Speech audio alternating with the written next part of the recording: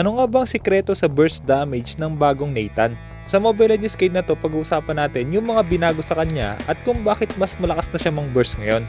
Kasama na rin dito lahat ng tama at maling desisyon na ginawa ko. Okay, let's go! You have slain an enemy!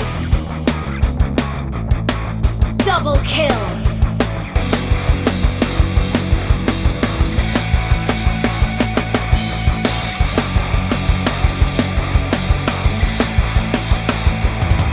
You have slain an enemy! Double kill! Shut down! Maniac!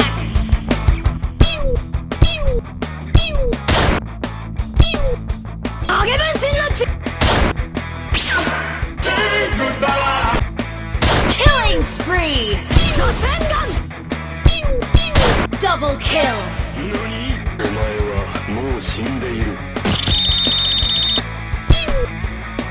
Why are you running? This is Sparta! Nope. Triple kill!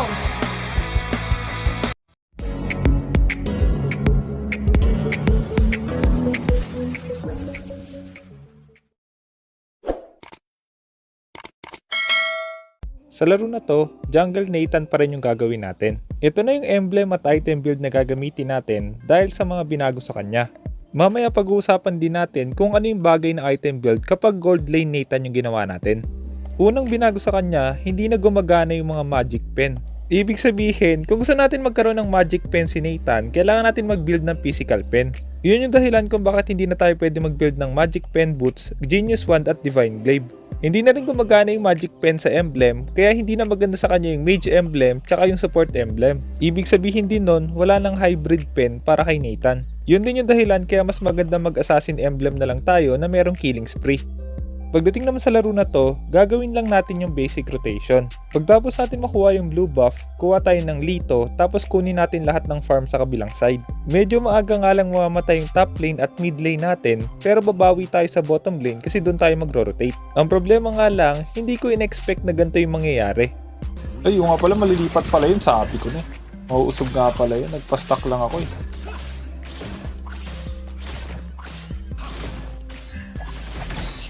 Hindi ko magagamit yung second skill ko, ibig sabihin. Hindi, pwede pala, pag panlalasit na natin. Para magka-stuck ulit tayo. Ang patay si Kimi. Walang gang? Di marunong Kimi. Ay, wala ka, inasal ko. Kapagad yung ano natin. Ito.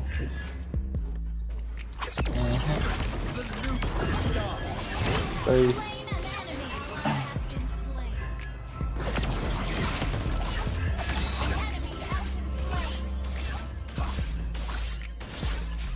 Diyan na sila.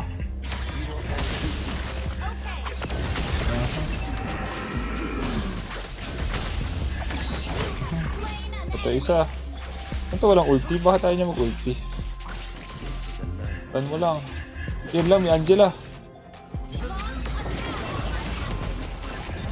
Patay. Wala ka, nawala. Nawala! Ay, hindi tumama yung first kill ko. Nakapag-shadow siya. Ginamit na ng Haya yung ultimate niya sa mid lane, kaya pagdating sa bottom lane wala na siyang ultimate. Namatay ako, kaya ibig sabihin free turtle sana sila.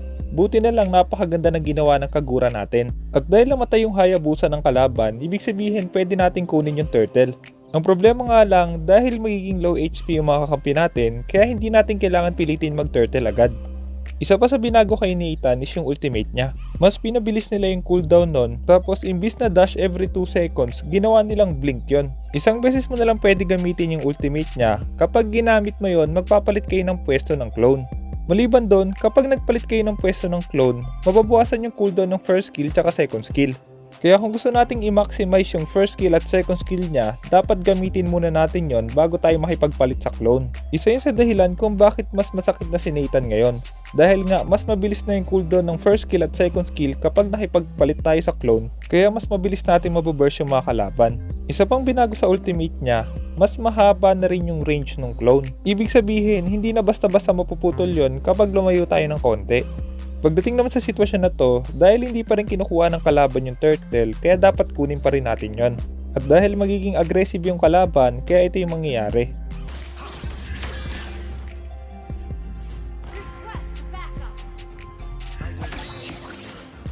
Patay na naman ang Kimi.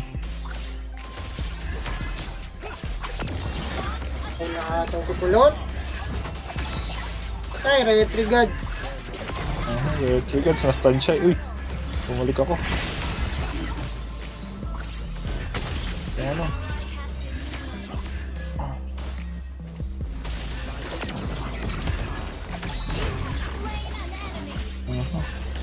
Naiwan yung ano. Patay. Napatay natin sila, kaya kailangan kumuha tayo ng objective. Maliban doon, kung napansin nyo, pwede na rin natin gamitin yung ultimate para humabol sa mga kalaban. At mamaya naman makikita nyo, kapag nagpupush tayo ng tower, pwede natin ilagay sa likod yon para mas madali tayong makatakas. Pagdating naman sa item build, kaya ito yung item build na bagay sa kanya. Dahil nga hindi na pwede yung magic pen, kaya magpo-focus na tayo sa physical damage. Attack speed boots na rin yung pinili ko kasi magkakaroon naman na tayo ng cooldown reduction sa Hunter Strike, sa Endless Battle, tsaka sa Blue Buff. Maganda yung Hunter Strike para meron agad tayong physical pen tsaka cooldown reduction. BOD agad ang next item natin para meron tayong burst damage. Endless Battle naman para sa additional cooldown reduction pati na rin sa burst damage. At yung dalawang huling item, pwede nating palitan depende sa sitwasyon. Kapag naman gold lane Nathan yung gamit natin, mas pinipili ko yung defensive boots kasi possible na mag-rotate agad sa atin yung kalaban. At dahil wala tayong blue buff na magbibigay sa atin ng mana at cooldown reduction, kaya uunahin ko naman yung Endless Battle bago tayo mag-BOD. Pagdating naman sa sitwasyon na to, plano na natin kumuha ng tower sa bottom lane. Pero dahil hindi basta-basta ibibigay ng kalaban yon, kaya ito yung nangyari. Basag tayo, basag. Asa baka dalhin ako sana. Tama naman ang ugali nun. Ay ako. Dito ako pumesto. Ang esos niya. Oh no. Relax ka lang. Oh, bumalag! Bumalag. Dahil napatay natin sila, dapat kumuha ulit tayo ng objective. Ang problema nga lang, sa third tower na yung binabasag ng Bruno sa top lane. Susubukan din natin basagin yung second tower sa bottom lane para kahit papano makabawi tayo. At dahil open na rin yung turtle, kaya kailangan na rin natin mag-rotate papunta doon. I'm out. Ay, may turtle pala. Hindi ko nakita sa mapa, nakaharang kasi siya. Kaya ginamit ko yung retry ko. Uy, tama na, kakagank sa akin. Wait for me. Wala ako retry, Lodi. Tayo retry.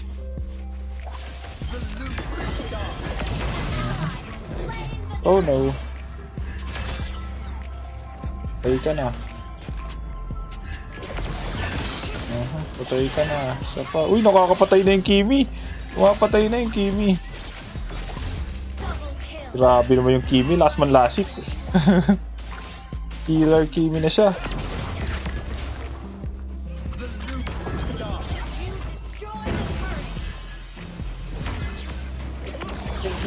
Ano? Nakikita mo ba yung mana ko? Patay sila. Ayun no, tulong. Wag na pala, di ko pala sila kilala. Nabasag na natin yung first tower sa bottom lane tsaka sa mid lane, kaya ang sunod na objective naman natin is top lane. Pero dahil patay pa yung mga kakampi natin, kaya kailangan i-defend muna natin yung mga lane na walang hero. Plano kong i-clear lang yung bottom lane pati yung next wave. Ang problema nga lang, masyado akong naging aggressive kaya ito yung nangyari. Uy, laka, nakuha niya. Mabaril ako, basic sa akin, walang Ano damage ba naman yan? Last hitter. Relay, Di marunong yung Kimi. retry guns. Hindi ko ka ni-retry. Wala akong retry. Bakit eh? Attention. Patay ka rin. Oh no. Alam, pinalo ako. Dumikit ako. Bumi. Dumikit ako sa ano. Tagatot. Nahuli oh. Patay na yan. Pinagbabaril eh. Malaki yung lamang natin sa jungler nila, kaya ibig sabihin pwede tayo maging aggressive at kumuha palalo ng mga objective.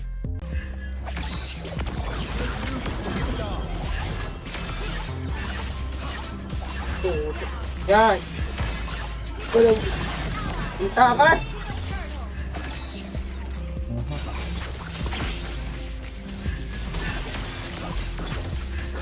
Bawal. Wala na buhay. Wala ko na buhay.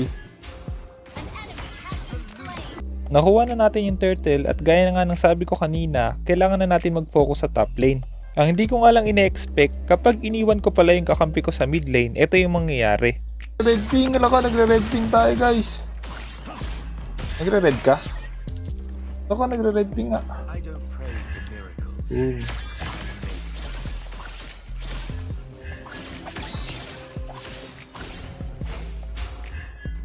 Nakuha niya na. Basig tayo. Push. Push first. Wind of nature tayo guys para sa Haya, sa Bruno.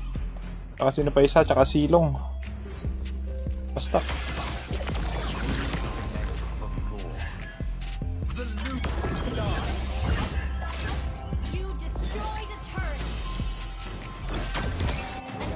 Grabe naman yun, mga killer na yung kakampi ko.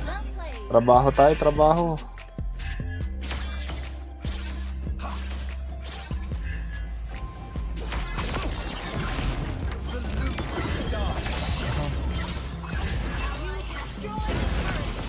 I'm out may red. Nagka-red. Grabe naman, nag-triple kill yun, nawala lang ako.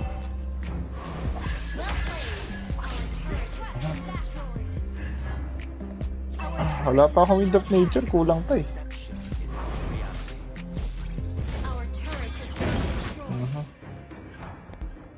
Nabasag ko yung dalawang tower sa top lane, kaso namatay yung kakampi ko tapos nabasag din nila yung second tower sa mid lane. At dahil open na rin yung Lord, hindi rin dapat natin basta-basta ibibigay yon. Lord. Attack the Lord.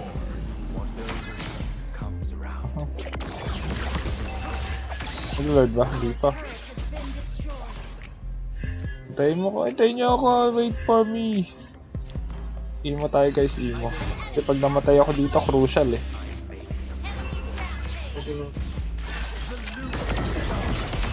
Kainin mo, sayang di niya nakain. Patay, basagan top. Ayun na pala, may Carmilla pala dun. Our inhibitor turret is under attack. Our turret has been destroyed.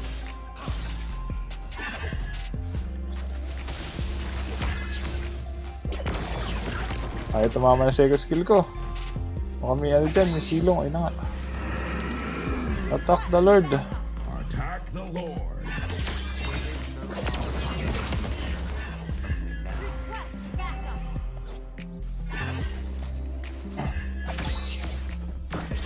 Request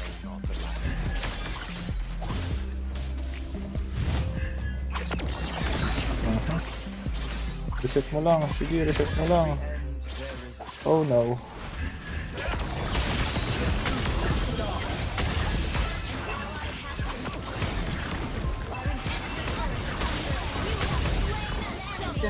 Sige, patay yan. Ubus yan. Ano isa? Sa top yung isa? Malas naman nun. Kung napansin nyo doon, naka-Wind of Nature yung Bruno ng kalaban. Pero kailangan nyo tandaan, hindi gumagana ang Wind of Nature kay Nathan. Dahil nga magic damage yung basic attack tsaka skills ni Nathan, kaya mas maganda mag-Athena o kaya naman mag-Radiant Armor tayo. At dahil nakuha na natin yung Lord, dapat kunin na rin natin yung mga objectives. Tapusin natin. Ay, hindi pa matatapos to. Your team destroyed a turret.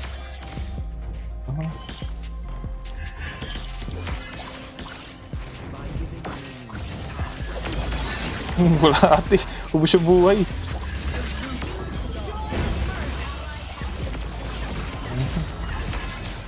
Atay.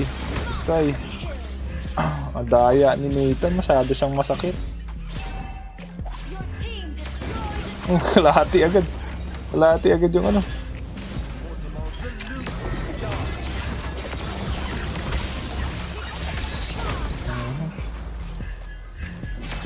Tapos. Nice one.